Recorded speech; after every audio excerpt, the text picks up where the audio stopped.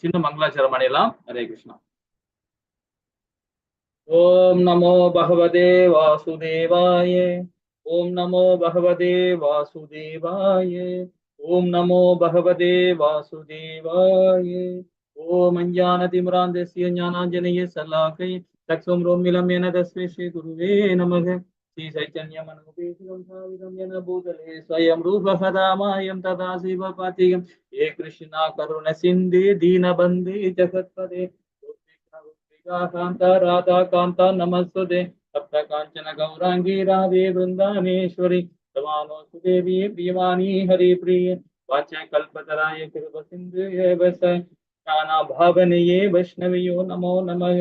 जय श्री कृष्ण चैतन्य प्रभु नित्यानंद श्री अद्वैत गदाधर श्रीवासादि गौर भक्त वृंद. हरे कृष्णा कृष्ण कृष्णा हरे हरे हरे राम राम राम हरे हरे हरे कृष्णा कृष्ण कृष्णा हरे हरे हरे राम राम राम हरे हरे हरे कृष्णा कृष्ण हरे हरे हरे राम राम हरे हरे. எல்லாருக்கும் நமஸ்காரம். ஹரே கிருஷ்ணா. நம்ம போன வாரம் படிச்சதுல அது கண்டினியூ பண்ணி கொஞ்சம் முடிச்சிடலாம் கொஞ்சம் இதை. ஹரே கிருஷ்ணா.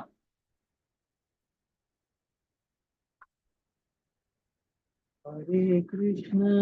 ஹரே போன வாரம் நம்ம 2வது அத்தியாயம் பார்த்தோம்ல மாதாஜி. ஹரே கிருஷ்ணா. ஞாபகம் இருக்காது? ஹரே கிருஷ்ணா ஹரே கிருஷ்ணா. 2வது ஹரே கிருஷ்ணா பிரபு. 2வது பாதி பார்த்தோம் பிரபுஜி. 2வது பாதி பார்த்தோமா? ஓகே. 2வது முடிச்ச மாதிரி இருக்குதா மாதாஜி? ஹரே கிருஷ்ணா.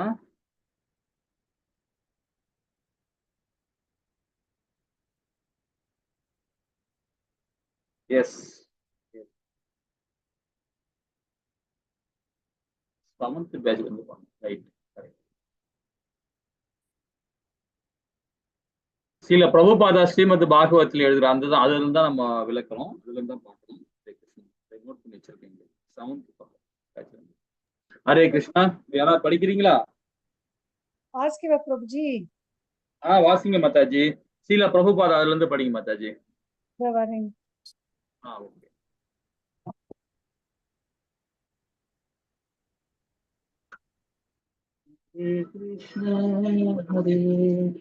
ஹரே கிருஷ்ணா பிரபுஜி.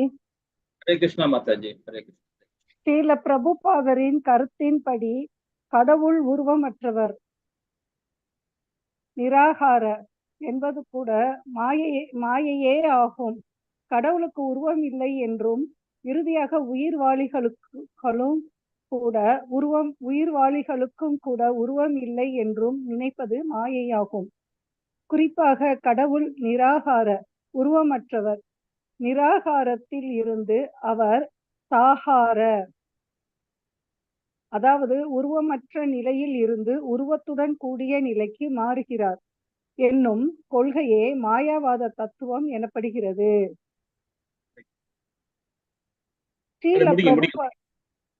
ஸ்ரீல பிரபுபாதர் ஸ்ரீமத் பாகவதத்தின் 2.9.34 பொருளுரையில் விளக்குகிறார். ஜீவனுக்கோ பரமபுருஷருக்கோ உருவம் இல்லை என்னும் கருத்தும் மாயையே. போர்க்களத்தின் நடுவில் அர்ஜுனனின் முன்பு நிற்கும் போர் வீரர்கள் அர்ஜுனன், பகவான் ஆகிய அனைவரும் இதற்கு முன்னரும் இருந்தனர், குருச்சேத்திர போர்க்களத்திலும் இருக்கின்றனர். எதிர்காலத்தில் தற்போதைய உடலின் அழிவிற்கு பின்னரும் பௌதீக வாழ்வின் பந்தத்தில் இருந்து முக்தி அடைந்த பின்னரும் கூட தனித்தனி நபர்களாகவே தொடர்ந்து இருப்பர் என்று பகவானால் பகவத்கீதையில் 2.12 கூறப்பட்டுள்ளது. எல்லா சூழ்நிலைகளிலும் பகவானும் ஜீவன்களும் தனிப்பட்ட நபர்கள் ஆவர். மேலும் பகவான் ஜீவன் ஆகிய இருவரின் வியக்தித்துவங்களும் உருவம் அல்லது தோற்றம் ஒருபோதும் அழிக்கப்படுவதில்லை. இருளில் காணப்படும் ஒளியின் பிம்பமாக இருக்கும் மாயா சக்தியின் ஆதிக்கம் மட்டுமே பகவானுடைய கருணையினால் அகற்றப்படுகின்றது. சூரியன் மற்றும் சந்திரனின் ஒளி உட்பட எதுவும் பகவானிடமிருந்து சுதந்திரமானதல்ல. உண்மையில் இந்த பௌதீக உலகில் உள்ள எல்லா ஒளியும் பரமபுருஷ பகவானின் திருமேனியின் பிரகாசமான பிரம்ம ஜோதியிலிருந்தே வருகின்றது. நாம் இந்த படைப்பை இவ்வாறு தொடர்ந்து ஆராய்ந்தால் அனைத்தும் பகவான் கிருஷ்ணரை சார்ந்தே உள்ளன என்பதையும் அவரிடம் இருந்து எதுவும் சுதந்திரமாக இருப்பதில்லை என்பதையும் காண்போம். இக்காரணத்திற்காக நான் பகவானிடமிருந்து சுதந்திரமானவனாக உள்ளேன் என்று நினைப்பது மற்றொரு வகையான மாயை. வேத இலக்கியங்களின்படி பிரம்மன் கிருஷ்ணனிடமிருந்தே தோன்றுகிறது. எனவே அந்த பிரம்மன் கூட கிருஷ்ணரிடமிருந்து சுதந்திரமானதல்ல. பகவத்கீதையில் 14.27 கிருஷ்ணர் கூறுகிறார், பிரம்மணோஹி பிரதிஷ்டாகம் அமிர்தஸ்யாவ்யயஸ்ய ச சாஸ்வதஸ்ய ச தர்மஸ்ய சுகஸ்யை காந்திஹஸ்ய ச. மேலும் மரணமற்றதும் அழிவற்றதும் நித்தியமானதும் இறுதி இன்பத்தின் தர்மமுமான அருவ பிரம்மனின் ஆதாரம் நானே. பௌதிக உலகில் யார் ஒருவருமே கடவுளிடமிருந்து சுதந்திரமாக இருக்க முடியாது. ஆனால் எதனால் நம்மில் பலர் நாம் சுதந்திரமானவர்கள் என்று நினைத்துக் கொள்கிறோம்? இஃது உன்னத உயிர்வாளியின் சுதந்திரமான தன்மையின் பிரதிபலித்தே. இஃது இருளில் பிரதிபலிக்கும் வெளிச்சம் போன்றது. இந்த பிரதிபிம்பம் மாயை என்று அறியப்படுகிறது. கட்டுண்ட ஜீவாத்மாக்கள் தாங்கள் சுதந்திரமான கட்டுப்பாட்டாளர்கள் என்று பொய்யான முறையில் உரிமை கொண்டாடுவதே மாயை. ஸ்ரீல பிரபுபாதர் ஹரே கிருஷ்ணா. ஹரே கிருஷ்ணா. இந்த ரெண்டு இடத்துல இப்ப மாதாஜி ஆரம்பிச்சாங்க பாத்தீங்களா, சில பிரபுபாதரின் கருத்துப்படி கடவுள் உருவமற்றவர் அப்படின்னு சொல்லப்படுது. அதாவது நிராகாரான்னு சொல்லப்படுறாங்க. அதே சகாரான்னு சொல்லப்படுது. நிராகாரா என்பது மாயதான். இப்போ முதல்ல உருவம் இல்லாம இருந்தார், அப்புறம் உருவத்தோடு வந்தார், இப்படின்னு மாறி மாறி பேசுறதே அது மாயாவதி தத்துவத்துல சொல்லப்படுது இல்லைங்களா? அது மாயாவதி தத்துவத்துல கூறப்படுது. இப்போ பகவான் சிறைச்சாலையில அங்க தேவகி தாயாருகிட்டையும் வாசுதேவர்கிட்டையும் காட்சி கொடுக்கிறார். அதாவது 4 கை சுரூபத்துல பரமாத்மா ரூபத்துல பகவான் காட்சி கொடுக்கிறார். காட்சி கொடுக்கும்போது அவர் கேட்கிறாங்க, யாரு? தேவகி தாயார் கேட்கிறாங்க. அதாவது அதிதி கேட்கிறாங்க, நீங்க இந்த உருவத்துல வேண்டாம், சாதாரணமா மானிட உருவத்துல வந்தா போதும் அப்படின்னு பகவான்கிட்ட அதிதி அதாவது தேவகி தாயார் கேட்கிறாங்க. ஏன்னா பகவான் என்ன பண்ண இந்த 2 கை சுரூபத்துல நார்மலா வர்றார். இதே ஸ்ரீமத் பகவத்கீதையில பாத்தீங்கன்னா 11வது அத்தியாயத்துல விராட் ரூபத்துல அர்ஜுனன் கேட்கிற கேள்வி இதுதான். அர்ஜுனன் கிட்ட பகவான் விராட் ரூபத்தை காட்டுறாரு, விஷ்ணு ரூபத்தை காட்டுறாரு. காட்டும் போது எல்லாத்தையும் பாக்குறான். இறந்த காலத்தை பாக்குறான், நிகழ்காலத்தை பாக்குறான், எதிர்காலத்தையும் பாக்குறான், எல்லாத்தையும் பாக்குறாரு அர்ஜுனன். பார்த்த பிறகு பகவான் கிட்ட கடைசியா அதெல்லாம் பார்த்து கைகாலம் நடுங்க ஆரம்பிச்சவ பகவான் கிட்ட திரும்பவும் ஒரு வாட்டி சரணாகதி அடைஞ்சு அவர்கிட்ட பகவான்கிட்ட கேட்கிறார், 4 கை சுரூபத்திலையும் 2 கை சுரூபத்திலையும் பார்க்கணும் அப்படின்னு கேட்கிறார். விராட் ரூபத்தை நான் பார்த்துட்டேன், எல்லாரோட ஜீவராசியும் ஆதி அந்தம் நீயே அப்படின்றார். வர்ணிக்கிறான். கேட்டா 6-7 ஸ்லோகத்துல வர்ணிக்கிறான் பகவான். அப்புறம் பகவான்கிட்ட கேட்ட உடனே திரும்பவும் பகவான் என்ன பண்றார், 4 கை சுரூபத்துல பரமாத்மா ரூபத்துல எல்லாரோட இதயத்திலையும் உயிர் வாழியா இருக்கிறார் பார்த்தீங்களா, அந்த உயிர் எல்லா இடத்தும் இருக்கிறப்ப அந்த உருவத்தை காட்டுறார் பகவான். திரும்பவும் 2 கை சுரூபத்துல பகவான் நார்மலா காட்டுறார். ஸோ அதெல்லாம் பார்க்கறான் அர்ஜுனன். இதெல்லாம் யாருக்காக இருந்தா நமக்காக தான் அதை அர்ஜுனனுக்கு கேட்ட கேள்வியே நமக்கு அது புரியணும் அப்படின்றதுதான். ஸ்ரீமத் பகவத்கீதையில ரொம்ப அழகா பகவான் இந்த கீதையில நமக்கு விளக்கம் கொடுத்திருக்கிறார். இப்போ ஸ்ரீல பிரபுபாதா என்ன சொல்றாரு பாத்தீங்கன்னா, கடவுள் உருவமற்றவரை அப்படின்னு சொல்றவங்க வந்து அது மாயாவ தத்துவத்துல போயிடுறாங்க. அதாவது மாயா, அதாவது பாத்தீங்கன்னா அந்த கடவுள் உருவமற்ற இல்லை அப்படின்ற. ஏன்னா அந்த தத்துவம் வந்து பாத்தீங்கன்னா ரொம்ப கடினமான பக்தி அது. நம்ம ஏற்கனவே படிச்சிருக்கோம், அருவாதிகளோட பக்தி மார்க்கம் வந்து ரொம்ப கடினமா இருக்கும் அப்படின்னு நம்ம படிச்சிருக்கோம். இதுக்குதான் வந்து ஸ்ரீமத் பாகவத்திலே பாத்தீங்கன்னா 2வது காண்டத்துல 9வது அத்தியாயத்துல இது 34வது ஸ்லோகத்துல இதே விளக்குறாங்க. ஜீவனுக்கு பரமாத்மா உருவம் இல்லை என்னும் கருத்து மாய. போர்க்களத்தில் நடுவில் அர்ஜுனன் முன்பு நிற்கும் போர்கள் அர்ஜுனன் பகவான் ஆகிய அனைவருமே இதற்கு முன்னும் இருந்தனர் அப்படின்றாங்க. ஏன்னா அதுல பகவான் அர்ஜுனன் வந்து 4வது அத்தியாயத்துல சொல்றான் பகவான் கிட்ட. பகவான் சொல்றாரு அர்ஜுனன் கிட்ட, அர்ஜுனா நீயும் நானும் அத முன்னாடி பிறந்திருக்கிறோம், இப்பவும் பிறந்திருக்கிறோம், இனியும் பிறப்போம் அப்படின்னு பகவான் வந்து சொல்றாரு. அதுக்கு அவன் கேட்ட கேள்விக்கு என்ன கேள்வி பாத்தீங்கன்னா, நீ நானும் சமகாலத்துல பிறந்திருக்கிறோம், நீ எப்படி சூரிய பகவானுக்கு உபதேசம் பண்ணிருப்ப கோடான கோடி வருஷத்துக்கு முன்னாடி? அவன் கேட்கிற கேள்வி அது. அதுக்கு பகவான் இந்த பதில் கொடுக்குறாரு. இந்த இடத்துல ஸ்ரீமத் பாகவத்தில் 2வது காண்டத்துல 9வது அத்தியாயத்தில் 34வது பாதத்துல என்ன சொல்லப்பட்டிருக்காரு பாருங்க. இப்பவும் பிறக்கும், இருப்போம், முன்னாடியும் இருந்தோம், அதே மாதிரி இனியும் இருப்போம். அதுக்கு என்ன காரணம்? எப்ப அண்ட சராசரங்கள் படைக்கப்பட்டதோ அப்பவே நாம எல்லாமே ஜனிச்சாச்சு. ஏதோ ஒரு உயிரினமா நம்ம ஜனிச்சிருக்கோம். பூவா இருக்கும், பூச்சா இருக்கும், ஏதோ ஒரு உருவத்துல நாம இருக்கிறோன்றத பகவத்கீதையில சொல்லப்பட்டிருக்கு, ஸ்ரீமத் பாகவத்திலையும் சொல்லப்பட்டிருக்கு இல்லைங்களா?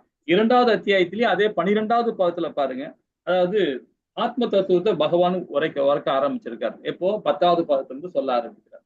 7ல அவன் சரணாகதி அடைகிறான் பகவான் கிட்ட. 8, 9ல வந்து திரும்பவும் ஒப்பாரி வைக்கிறான். 10ல வந்து பகவான் வந்து திட்டுறார். 12வது அத்தியாயத்துல இருந்து 12வது ஸ்லோகத்துல இருந்து பகவான் வந்து அவனுக்கு உபதேசம் பண்ண ஆரம்பிச்சிட்டான். ஆத்ம தத்துவத்தை பத்தி சொல்றாரு. அப்போ பகவான் ஜீவனுக்கு தனிப்பட்ட நண்பர், அதாவது மேலும் பகவான் ஜீவன் ஆகிய இருவரும் வியாகதத்துவம், அதாவது உருவம் அல்லது தோற்றம் ஒருபோதும் அழிக்கப்படுவதில்லை அப்படின்றார். அப்போ நாம எல்லாம் இந்த உடல் இருக்கு வந்து இது பௌதிகமான உடல் இல்லைங்களா? இந்த உடல் வந்து பௌதிகமான உடல். உள்ளகிற ஆத்மா தான் வந்து நித்தியத்துவம், அதாவது பகவானுடைய சேவகனா நம்ம இருக்கிறது ஆத்மா. அதாவது சச்சித் ஆனந்தம், அது ஆத்மான்றது. சோ அது வந்து அழிவற்றது. இந்த உடல் மாத்திரம் தான் அழியும். அது ஸ்ரீமத் பகவத்கீதையில 2வது அத்தியாயத்துல 10வது பாதத்துல வந்து பகவான் வந்து ஆத்ம தத்துவம் மூலியமாக கொடுக்கப்பட்டிருக்கிறார் இல்லைங்களா? அப்போ இது இந்த இந்த உடலுக்கு பாத்தீங்களா, சூதல உடல், இந்த 8 விதமான மூலக்கூறுகள உடல், இது வந்து பாத்தீங்கன்னா மாய. இதுதான் ரொம்ப ரொம்ப இம்பார்ட்டன்ட் தெரிஞ்சு. நம்ம கை வலிக்குது, கால் வலிக்குது, உடம்பு வலிக்குது நம்ம சொல்லுவோம், அது உடலுக்கு சம்பந்தப்பட்டதுதான் அது. ஆனா அது ஆன்மீகத்துல இருக்கும்போது பாத்தீங்கன்னா அது உணரவே மாட்டோம், அந்த வலியே உணர மாட்டோம்.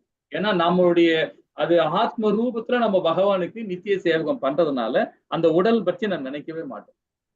அப்படி உடலை பத்தி நினைச்சோம்னா ஆன்மீகத்துல இருக்கும் போது உடல் வலிக்குது, உடம்பு வலிக்குது, கை எனக்கு இதா இருக்குது அதா இருக்குன்னு ப்ராப்ளம் வரும்போது அப்ப என்ன ஆரம்பிச்சுன்னா தவறா எடுத்துக்காதீங்க, அது மாய. பெரும்பாலும் அதிகபட்சம் நாம வந்து கஷ்டப்படுவோம். அது நாம இருக்கிற அந்த கலியுகத்துல, இரும்பு யுகத்துல கண்டிப்பா நாம கடினமா தான் செயல் தான் அது, அந்த பக்தி மார்க்கத்துல. ஆனா அதுதான் பகவான் சைத்தன்ய அழகா சொல்லிட்டு போறாரு, நீங்க அந்த மாதிரி எல்லாம் கஷ்டப்பட்டு நீங்க இது பண்ணணும் அவசியமே இல்லை. ஹரே கிருஷ்ணா கிருஷ்ணா கிருஷ்ணா ஹரே ஹரே, ஹரே ராம ராம ராம ஹரே ஹரி. அவ்வளவுதான், முடிஞ்சு போச்சு. இதை சொன்னாவே போதும் அப்படின்றது பகவான் சைத்தன்யர் ரொம்ப சொல்லிட்டு இருக்காரு. சோ நாம இந்த மாதிரி உடம்பு வலிக்குது, கால் வலிக்குது, கையை வலிக்குது நம்ம நினைச்சாவே மாயின்னு சொல்றது வேதம் சொல்லப்படும். அதுதான் இங்க ரொம்ப அழகா சொல்லப்பட்டிருக்காங்க இல்லைங்களா? அதே மாதிரி அடுத்த பக்கத்துல பாருங்க, பகவத்கீதை 14.27, அதாவது 14 அத்தியாயம் 27ல சொல்லப்பட்டிருக்கு. 14வது அத்தியாயம் என்ன அத்தியாயம் யாருக்கா ஞாபகம் இருக்கா? பகவத்கீதையில 14வது அத்தியாயம் என்ன அத்தியாயம் ஞாபகம் இருக்கா இருக்காது?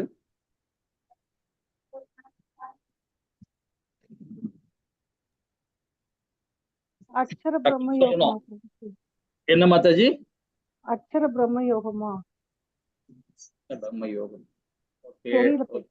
15 புருஷோத்தம யோகம், 12 பக்தி யோகம், 13 ஞான யோகத்துல வருது.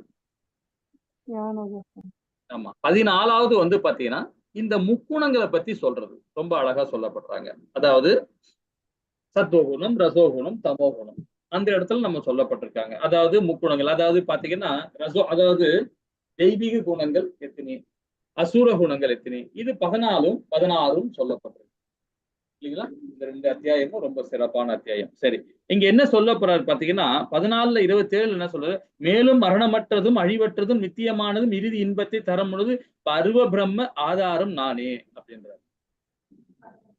அதுல என்ன விளக்கம்னு பாத்தீங்கன்னா, இதுக்கு என்ன விளக்கம் கொடுக்குறாரு பாத்தீங்கன்னா, அந்த பகவத்கீதையில குறைஞ்சபட்சம் நம்ம சத்துவத்திலேயாவது நம்ம செயல்படணும். சத்துவ குணத்திலேயாவது செயல்படணும். சத்துவ குணத்துல செயல்பட்டா அப்போ பகவானை வந்து நம்ம என்ன மாதிரி பாத்தீங்கன்னா, அருவ பிரம்ம ஆதாரம் நானேன்றார். இப்ப அருவ பிரம்ம வழிபாடு இருக்கு, பக்தி யோகத்துல பண்ற வழிபாடும் இருக்கு. ஏன்னா இரண்டுமே ஒண்ணாக முடியாது. ஏன்னா அருவத்தன்மை வழிபாடு பண்றது கடினம். அதே பக்தி யோகத்துல பண்றது வந்து ரொம்ப சுலபமா பண்ணிடலாம். அது இயற்கையாவே நம்ம ஜீன்ல இருக்கு. நம்ம இயற்கையாவே நம்ம அது சுலபமா பண்ணிடுவோம். ஆனா அருவத்தன்மை பண்றது கடினம் தான். ஆனா இரண்டுக்குமே ஆதாரம் நானேன்றார். அப்ப நாம குறைஞ்சபட்சம் சத்துவ குணத்திலேயாவது நாம செயல்படணும். சத்துவ குணத்துல செயல்பட்டோம்னா கண்டிப்பாக நமக்கு முக்தி கிடைக்கும் அப்படின்றத நம்ம ரொம்ப அழகா இதுல சொல்லப்பட்டிருக்கு. அதே மாதிரி பௌதிக உலகில் யார் ஒருவரும் கடவுளின் சுதந்திரமாக இருக்க முடியாது அப்படின்னு சொல்றாரு. ஏன்னா 18வது அத்தியாயத்துல 63ல பகவான் சொல்றாரு, அர்ஜுனன் கிட்ட கேட்கிறார், இது வரைக்கும் நான் உனக்கு எல்லா சுதந்திரமும் கொடுத்துருக்கேன், எல்லாத்தையும் கொடுத்துட்டேன். அதாவது வேதங்கள்ல கொடுத்துருக்கேன், எல்லா விதமான வேதத்தையும் கொடுத்துட்டேன், 6 தத்துவத்தையும் கொடுத்துட்டேன், அப்புறம் வந்து பாத்தீங்கன்னா பக்தி யோகம் கொடுத்துட்டேன், ஞான யோகத்தை கொடுத்துட்டேன், கர்ம யோகத்தை கொடுத்துட்டேன், சாங்கி தத்துவத்தை கொடுத்துட்டேன், ஆத்ம தத்துவத்தை எல்லா விஷயமும் நம்ம எல்லா ஞானத்தையும் உனக்கு கொடுத்துட்டேன், ரகசியமான ஞானத்தையும் எல்லாத்தையும் நான் கொடுத்துட்டேன். இனி நீ போர் பண்றதோ போர் பண்ணாக போறதோ அது உன்னுடைய சுதந்திரம், அது உனக்கு அது நீ தான் டிசைட் பண்ணணும் அப்படின்னு பகவான் வந்து அர்ஜுன்கிட்ட கொடுக்குறாரு. 18ல 63 சொல்றாரு. அப்ப அர்ஜுன மனநிலை எப்படி இருக்கும் பாருங்க. இது வரைக்கும் கொடுத்த ஞானம் இப்ப நமக்கும் அதே தான். நம்ம வந்து ஆன்மீகத்துல போனோமா இல்லைன்னா பௌதிகத்துல போனோமா? பௌதிகன்றது ஒரு மாய, ஆன்மீகம்ன்றது சச்சித்தானந்தம். அது சோ இது ரெண்டுத்துல எது செயல்படணும் அப்படின்னு நாம தான் டிசைட் பண்ணணும். இதான் பகவான் வந்து அர்ஜுன் கிட்ட இவ்வளவு தெளிவா சொல்றாரு. அப்போ அர்ஜுனும் அதுக்கு அப்புறமா தான் வந்து சரணாகதி அடைகிறான். திரும்பவும் 3வது முறை பகவான் கிட்ட சரணாகதி அடைகிறான் 18வது அத்தியாயத்துல. இனி நான் போர் பண்றது ரெடி ஆயிட்டேன் அப்படின்னு சொல்றாரு இல்லைங்களா? சோ நம்ம அது ஸ்ரீமத் பகவத்கீதையில ரொம்ப அழகா நம்ம அதை படிச்சோம். சோ அது மாதிரி அவர் என்ன சொல்றாரு பாருங்க, இத பௌதிகத்துல நீங்க செயல்பட்டீங்கன்னா அது மாயாவதம், மாயத்துல போறீங்க. அப்ப மாயத்துல போகும் பகவான நம்ம உணர முடியாது அப்படின்றாரு. நமக்கு எல்லாமே சுதந்திரம் இருக்கு, இல்லைன்னு சொல்லல. ஆனாலும் நம்ம எல்லாருமே பகவானுக்கு கட்டுப்பட்டவர்கள் தான். ஏன் பிரம்மாவும் கட்டுப்பட்டவர் தான், எல்லா தெய்வங்களும் பகவானுக்கு கட்டுப்பட்டவங்க தான். ஆதி அந்தம் இல்லையா, அவர் கட்டுப்பட்டவங்க. சோ அப்படி இருக்கும்போது நமக்கு வந்து சுதந்திரம் இருக்கவே முடியாது. சுதந்திரம் நாம எடுத்துக்கிட்டா அது நம்மளுடைய கர்மா. ஆக்சுவலா சுதந்திரம் நமக்கு கிடையாது. ஆனா டிசைட் பண்றாரு, முடிவு எடுக்கிற அத்தாரிட்டி நமக்கு இருக்கு, இல்லைன்னு சொல்ல, அது கொடுக்குறாரு. ஆனாலும் ஆன்மீகத்துல நீ வரும்போதுதான் உனக்கு வந்து உனக்கு முக்திக்காரன் வருமே தெரியும். பௌதிகத்துல போகும்போது திரும்ப இந்த சம்சார கடவை தான் நம்ம கடக்கணும். அதுக்கு மறைமுகமாக சொல்றதோட நேரடி என்ன சொல்றதுன்னா நமக்கு சுதந்திரம் கிடையாது அப்படின்றாரு. அப்ப சுதந்திரம் இல்லைன்னா எப்படி? சச்சித்தானந்தமா பகவானுக்கு நாம சேவை பண்ணணும். அப்ப அது வந்து அந்த சேவை பண்றது வந்து பாத்தீங்கன்னா நம்ம ஆத்மாவுக்கு ஒரு திருப்தி அடைக்குது. திருப்தினா எப்படிப்பட்ட திருப்தி? பகவானுக்கு சேவை பண்ற திருப்தி கிடைக்குது பாத்தீங்களா? அதுதான் நம்மளுடைய சுதந்திரம். அதுதான் நம்ம அது இல்லாம நம்ம பௌரியத்துல போனோம்னா பந்தப்பட்ட வாழ்க்கை தான் வாழ்வோம். திரும்ப திரும்ப நாமும் இதைத்தான் விழுவோன்றதுதான். இதுதான் மாயா. இதுதான் இந்த மாயத்தன்மையில இருந்து நம்ம விடுதலை கிடைக்கணும் அப்படின்னு சொல்றாருல. ஹரே கிருஷ்ணா. இப்ப சில பிரபுபதா கூறுறாரு பாருங்க, இந்த பௌதிக உலகில் நாம் காணும் சூரியனை ஒளி கூட சுதந்திரமானது அல்ல, அல்லது சந்திரனும் ஒளியும் கூட சுதந்திரமானதல்ல. பகவானின் உன்னதமான உடலில் இருந்து வரும் ஒளி விஸ்தரிக்கும் அருணஜோதியே ஒளியின் உண்மையான மூலம். இந்த ஒளியை சூரியன் ஒளி, சந்திரன் ஒளி, நெருப்பின் ஒளி அல்லது மின்சாரத்தின் ஒளி என வெவ்வேறு ஒளிகளையும் பிரதிபலிக்கிறது. என ஆகவே ஜீவாத்மாவும் பரமாத்மாவும் பகவானிடம் பிரிந்திருப்பதாக காண்பது மாயே அப்படின்னு. அப்ப நானே கடவுள் என்று பொய்யாக கூறிக்கொள்வதும் பகவானுடைய வெளிப்புற சக்தியான மாயனால் விரிக்கப்படும் கடைசி வலையாகும் சொல்லணும். அப்ப நாம எல்லாம் பகவானுடைய அம்சம் தான், பகவானுடைய பிம்பம் தான், பகவானுடைய நிழல் தான். நாம எல்லாருமே பகவானுடைய உட்புற சக்தி தான், பகவானுடைய அகரங்க சக்தியா செயல்பட்டுதான் இந்த பௌதிகமான உடல் இல்லைங்களா? பகவானுடைய உட்புற சக்தி இருக்குதுல்ல, அந்த சக்தி தான் நாம. அப்போ நாம எல்லாமே பகவான் அம்சம். ஆனா நாமும் பகவானா ஆக முடியாது. நான் கடவுள் அல்ல, அதை மட்டும் நம்ம புரிஞ்சுக்கிறோம். நிறைய பேர் அப்படி சொல்லிதான் நிறைய பேர் சுத்தின்னு இருக்கிறாங்க. நிறைய ஆச்சாரிகள் அப்படிதான் இருக்கிறாங்க. நானே கடவுள், நானே கடவுள், நானே. இப்ப நம்ம சில பிரபுபாதாவை நம்ம கோவில்ல வச்சு நம்ம வணங்குறோம். ஏன் வணங்குறோம்? நமக்கு குருவா இருக்கிறார். அதே மாதிரி அவர் நமக்கு பகவானுக்கு நேரா, இப்ப சிவபெருமானுக்கு எப்படி நந்தி பெருமான் இருக்காரோ அதே மாதிரி பகவானுக்கு முன்னாடி அவருடைய விக்கிரகம் வச்சிருக்கோம். அவர் நமக்கு குருவா தான் இருக்கிறார் தவிர கடவுளை நாம பூஜிக்கல. அது நம்ம நல்லா அதான் நிறைய பேர் தப்பா பேசுறாங்க. இப்ப நிறைய இப்ப ராகவேந்திரர் இருக்கார். ராகவேந்திரர் வந்து என்ன சுவாமி ராகவேந்திரர் வந்து அவர் பகவானுடைய அம்சம். நாமளும் பகவானுடைய அம்சம் தான். அவரை ஏன் பூஜிக்கிறோம்? பகவானுடைய நேரடி, அதாவது அது என்ன யோக மாயால வந்தவர் தான் பகவான். யோக மாயால சக்தியில மூலம் வந்தவர் தான் ராகவேந்திரர். அப்ப நாம அவரை கடவுளாக வணங்குறோம். ஆக்சுவலா வந்து பாத்தீங்கன்னா அதுவே வந்து வேதம் வந்து அக்செப்ட் பண்ணல. காரணம் என்ன பாத்தீங்கன்னா அவர் வந்து பகவானுடைய அம்சம் தானே தவிர, ஆனா அவரை வந்து நாம வந்து எதுக்காக வளர்றோம்? நம்ம குருவா இருந்து நம்ம வேதத்தை வழிநடத்தி நம்மளை கொண்டு போறதுக்காக நாம ஒரு குருவ ஸ்தானத்துல இருந்து தான் நம்ம வணங்குறோம். இப்ப சில பிரபுபாதாவை ஏன் வணங்குறோம் பாத்தீங்கன்னா அவரு குரு, நமக்கு குருவா இருக்கிறார். ஆனா அவர் கடவுள் கிடையாது. கடவுள்ன்றது யாரு? ஆதி அந்தமா இருக்கிறது பகவான் மாத்திரம் தான். சோ அது நம்ம அந்த மாதிரி நினைக்கும் போது அப்ப நம்ம பௌத்தியத்துல போயிடும் இல்லைங்களா? அது நானே கடவுள் என்று பொய்யா கூறியுள்ளது பகவானின் வெளிப்புற சக்தியான மாயல் விரிக்கப்படும் கடைசி வலையாகும் சொல்லணும். அப்ப தனி உயிர் வாழ்கின் சுதந்திரம் உண்மையான சுதந்திரம் அல்ல. இது பரம ஜீவனின் பகவானிடம் இருக்கும் உண்மையான சுதந்திரம் ஆகும். நமக்கு பரமபுருஷ சமமான சுதந்திரம் இருப்பதாக கட்டுண்ட ஆத்மா ஜீவன்கள் பொய்யான முறையில் பறைசாற்றிக் கொள்வது மாயை என்பது இப்பதத்தின் முடிவு. அப்படி ஸ்ரீமத் பாகவத்துல இது நம்ம 2வது காண்டத்துல 9வது அத்தியாயத்தில் 34வது பதத்துல பொருளுரையில் அமைக்கப்பட்டது இல்லைங்களா? ஹரே கிருஷ்ணா. மாதாஜி அப்படியே கண்டினியூ பண்றீங்களா? பிரபஞ்ச தோட்டத்தினுடைய பரமபுருஷன் அந்த படிக்கலாம் மாதாஜி. ஹரே கிருஷ்ணா பிரபுஜி. தமது பரம புருஷருக்கு சமமான சுதந்திரம் இருப்பதாக கட்டுண்ட ஜீவன்கள் பொய்யான முறையில் பறைசாற்றிக் கொள்வது மாயை என்பதே இப்பதத்தின் முடிவு. ஸ்ரீமத் பாகவதம் 2.9.34 பொருளுரை. பிரபஞ்ச தோற்றத்துடனான பரமபுருஷரின் சம்பந்தத்திற்கு காரணமாக இல்லாத பிரபஞ்ச ஆராய்ச்சிகள் மாயை அல்லது பொய்யானவை என்று ஸ்ரீல பிரபுபாதர் மேலும் கூறுகிறார். பல்வேறு விதமான தலைப்புகளில் விஞ்ஞானிகள் ஆழமான ஆராய்ச்சிகளை இடையறாது மேற்கொண்டு வருகின்றனர். பிறகு அவர்கள் பல்வேறு முடிவுகளுக்கு வருகின்றனர். அவர்களுடைய ஆராய்ச்சிக்கு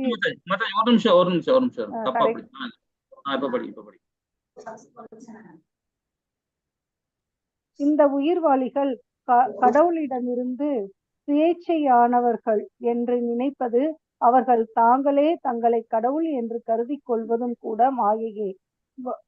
பௌதீக சக்தியானது கடவுளின் கீழ்நிலை சக்தியாகும். ஜீவாத்மக்கள் ஆகிய இவ்வுயிர்வாளிகள் கடவுளின் உயர் நிலை சக்திகள் ஆவர். அப்படி இருந்த போதிலும் ஜீவாத்மாக்கள் கடவுளுக்கு சமமாக முடியாது. இந்த உயிர்வாளிகள் எப்போதுமே கடவுளாக முடியாது. ஒவ்வொரு ஜீவனுமே கடவுள் என்ற தவறான புரிந்துணர்வானது பொய் தோற்றத்தின் வேறொரு அம்சமாகும். அதுவும் கூட மாயையே. ஸ்ரீல பிரபுபாதர் ஸ்ரீமத் பாகவதம் 2.9.34 தனது பொருளுரையில் எழுதுகிறார். பகவத்கீதையில் உறுதி செய்யப்பட்டுள்ளபடி ஜீவன்கள் பகவானுடைய உயர்ந்த சக்தியின் தோற்றங்கள். பரா பிரகிருதி என்றும் ஜட உலகமானது பகவானது தாழ்ந்த சக்தியின் அபர பிரகிருதி தோற்றம் என்றும் தெளிவாகிறது. சக்திக்கு அதிபதியாக இருப்பவருக்கும் இடையில் அல்லது வெப்பத்திற்கும் நெருப்பிற்கும் இடையில் மிக குறைந்த வேறுபாடே உள்ளது என்ற போதிலும் பகவானுடைய உயர்ந்த சக்தியானது ஒருபோதும் பகவானுக்கு சமமாக இருக்க முடியாது. நெருப்பில் வெப்பம் உள்ளது, ஆனால் வெப்பமே நெருப்பாகாது. இந்த எளிய விஷயம் குறைமதி கொண்ட மனிதர்களால் புரிந்து கொள்ளப்படுவதில்லை. அவர்கள் நெருப்பும் வெப்பமும் ஒன்றே என்று பொய்யான முறையில் கருதுகின்றனர். நெருப்பின் இந்த சக்தி வெப்பம் இங்கே பிம்பமாக விளக்கப்பட்டுள்ளது, நேரடி வெப்பமாக அல்ல. ஆகவே ஜீவன்களால் பிரதிநிதிக்கப்பட்டுள்ள உயிர் சக்தியானது பகவானுடைய பிம்பமாகும். ஒருபோதும் இது சாக்ஷாத் பகவான் அல்ல.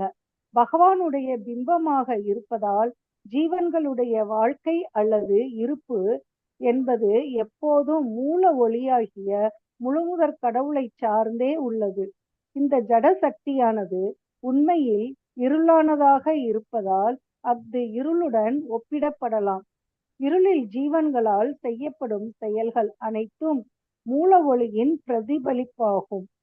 பகவானை இந்த ஸ்லோகத்தின் தொடர்பில் புரிந்து கொள்ள வேண்டும். பகவானுடைய 2 சக்திகளையும் சாராமல் இருத்தல் மாயை என்று விளக்கப்பட்டுள்ளது. அறியாமையின் இருளில் யாராவது ஒளியின் பிம்பத்தை கொண்டு தீர்வை வழங்க முடியாது. அதுபோலவே யாராலும் சாதாரண மனிதனின் பிம்ப ஒளியை கொண்டு பௌதீக வாழ்வில் இருந்து வெளியேற முடியாது. ஒருவன் மூல ஒளியிடம் இருந்து வெளிச்சத்தை பெற வேண்டியது அவசியமாகும். இருளின் மீதுள்ள சூரிய ஒளியின் பிம்பத்தால் இருளை விரட்ட இயலாது. ஆயினும் பிம்பத்திற்கு வெளியில் உள்ள சூரிய ஒளியினால் இருளை முற்றிலுமாக விரட்டிவிட முடியும். அறையில் உள்ள பொருட்களை யாராலும் இருளில் பார்க்க முடியாது. அதனால் அங்கே பாம்பு, தேள் முதலிய விஷயங்கள் இல்லை என்றாலும் இருளில் உள்ள மனிதன் அவற்றை எண்ணி அஞ்சுகிறான். ஆனால் ஒளியின் துணையுடன் அவனால் அறையில் உள்ள பொருட்கள் அனைத்தையும் தெளிவாக காண முடியும். அங்கு உடனடியாக பாம்பு, தேள் பற்றிய அச்சம் அகற்றப்படுகின்றது. எனவே பகவத்கீதை அல்லது ஸ்ரீமத் பாகவதத்தில் உள்ளது போன்ற பகவானின் ஒளியிடம் ஒருவன் தஞ்சமடைய வேண்டும். பகவானுடன் தொடர்பில்லாத பிரதிபிம்பம் போன்ற நபர்களிடம் அல்ல. ஸ்ரீமத் பாகவதம் 2.9.34க்கான பொருளுரை. ஹரே கிருஷ்ணா பிரபுஜி. ஹரே கிருஷ்ணா, ஹரே கிருஷ்ணா. இப்ப நம்ம இது வரைக்கும் 2வது அத்தியாயத்தை நம்ம பார்த்திருக்கோம். இந்த 2வது அத்தியாயத்துல என்ன பண்ணீங்கன்னா மாயை பற்றிய கோட்பாடு தான் இப்ப நம்ம இது வரைக்கும் பார்த்தோம். இந்த அத்தியாயத்துல இனி பார்க்க போற அத்தியாயம் ரொம்ப சிறப்பாக இருக்கும். சரி, இப்ப நாம இன்னைக்கு பார்த்த வரைக்கும் இப்ப இந்த மாயத்தை பத்தி நீங்க என்ன நினைக்கிறீங்க? இப்போ முக்கியமா ஸ்ரீமத் பாகவதத்துல 2வது காண்டத்துல 9வது அத்தியாயத்துல 34வது பாதத்துல இப்ப நம்ம ஒரு முடிவா நம்ம நிறைய விஷயங்கள் தெரிஞ்சுக்கிட்டோம் இல்லைங்களா? மாயன்னா என்னன்றது உங்களுடைய புரிதல் எப்படி இருக்குன்னு பார்க்கலாம். மாயன்னா என்னன்னு இது வரைக்கும் என்ன தெரிஞ்சு வச்சிருக்கீங்க அப்படின்ற யாராவது விளக்க முடியுமா? எல்லாருமே சொல்லலாம்.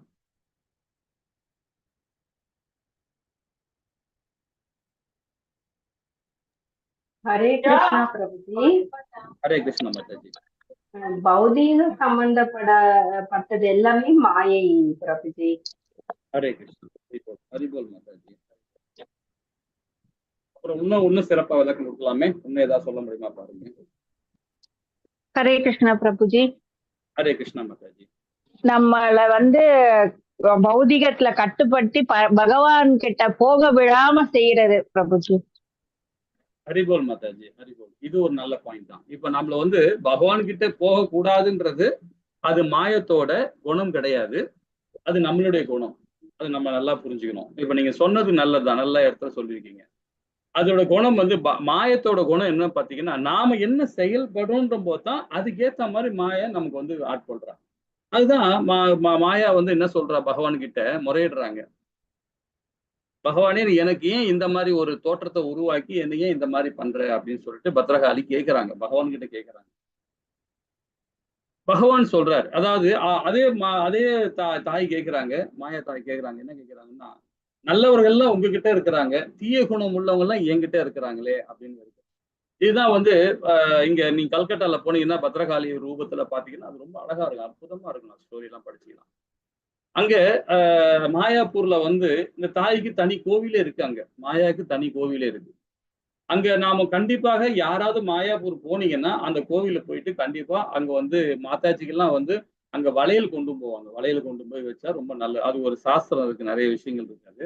அந்த மாயாதேவி அங்க இருக்காங்க. பகவான் கேட்டனாலதான் அந்த இடத்துல அவங்களுக்கு ஒரு புண்ணிய ஸ்தலமாக மாயாப்பூர்ல இருக்கு, இப்பவும் இருக்குது. ஸோ அது நாம இந்த இடத்துல வணங்கும் போது, நம்ம சவுத் இந்தியாவில் வணங்கும் போது பாத்தீங்கன்னா துர்கையா வணங்குறோம், மகாகாளியா வணங்குறோம், பத்ரகாளியா வணங்குறோம்.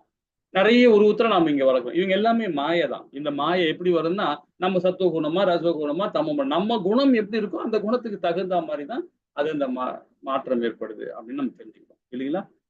இதுல அதுவும் முக்கியமா 2வது காண்டத்துல 9வது அத்தியாயத்துல 34வது பதத்துல பொருள் உரையா ரொம்ப அழகா நம்ம படிச்சோம். அதே மாதிரி ஸ்ரீமத் பகவத்கீதையிலையும் சரிங்க, 14லயும் சரி 16லயும் சரி, அதுலயும் ரொம்ப அழகா கொடுத்துருக்காங்க. 16ல பாருங்க, தெய்வீக குணங்கள் அசுர குணங்கள். அசுர குணங்கள் 6 தான், தெய்வீக குணங்கள் 24.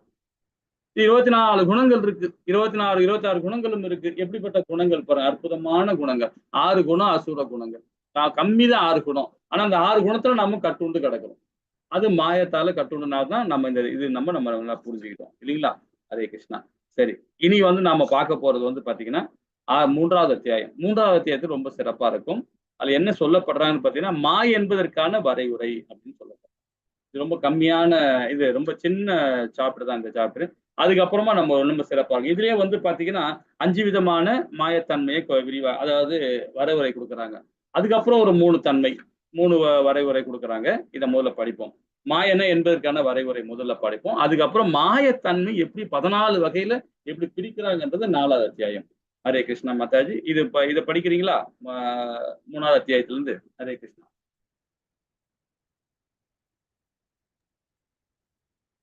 ஹரே கிருஷ்ணா பிரபுஜி. படிக்கவா பிரபுஜி? படிங்க. மாயை என்பதற்கான வரையறை. ஸ்ரீல பிரபுபாதரின் பல பொருளுரைகளில் இருந்து மாயா என்ற சொல்லிற்கான பல்வேறு வரையறைகளை நம்மால் அளிக்க முடியும். கிருஷ்ணரிடமிருந்து தனித்து இருப்பு கொண்டுள்ளோம் என்னும் கருத்தே மாயை எனப்படுகிறது. தன்னுணர்வு பெற்ற ஆத்மாக்களிடமிருந்து விஷயங்களை உள்ளது உள்ளவாறே அறிந்த ஆத்மாக்களிடமிருந்து ஞானத்தை பெறுவதன் பலன் எல்லா உயிர்வாளிகளுமே பரமபுருஷ பகவான் ஸ்ரீ கிருஷ்ணரின் அம்சம் என்ற அறிவை பெறுவதே ஆகும். கிருஷ்ணரிடமிருந்து தனித்து இருப்பு கொண்டுள்ளோம் என்னும் கருத்தே மாயா. மா இல்லை, யா இது. இது பகவத்கீதையில பகவத்கீதை 4.35க்கான ஸ்ரீல பிரபுபாதரின் பொருளுரை. கிருஷ்ணருக்கு புறம்பாக நமக்கு ஒரு தனி அடையாளம் உள்ளது என்று கருதும் உயிர்வாளியின் கருத்தே மாயை என்று அழைக்கப்படுகிறது. பூரண விஞ்ஞானத்தில் போதிய ஞானம் இல்லாததால் நாம் தற்போது மாயையினால் மறைக்கப்பட்டிருக்கிறோம். அதனால் நாம் கிருஷ்ணரிடமிருந்து தனித்திருப்பதாக எண்ணுகிறோம். நாம் கிருஷ்ணரிடமிருந்து பிரிந்த பகுதிகளாக இருப்பினும் அவரிடமிருந்து நாம் வேறானவர்கள் அல்ல.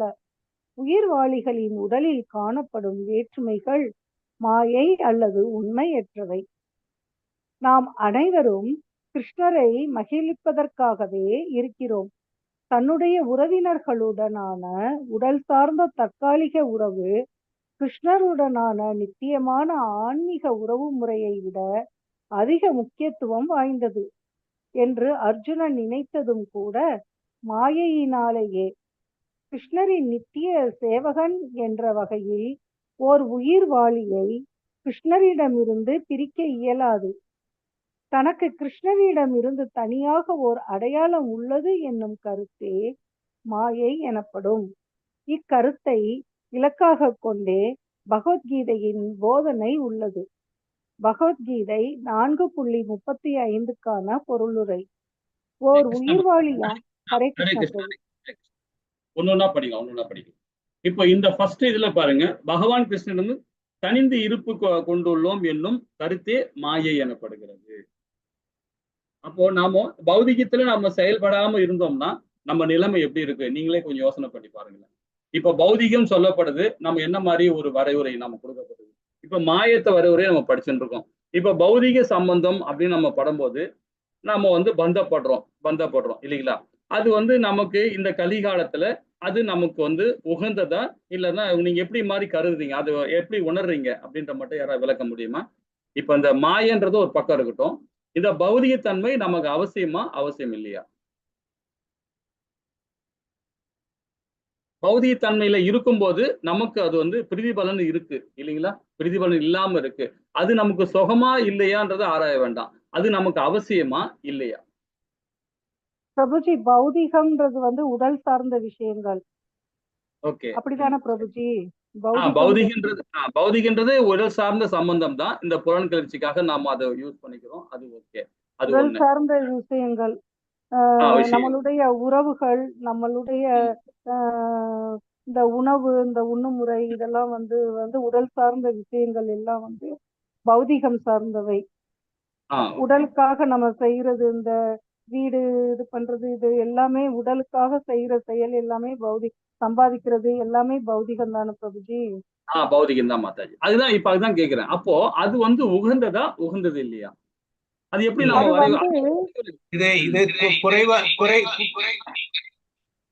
குறைவுடைய ஞானத்துல நம்ம இதை செயல்படுறோம்.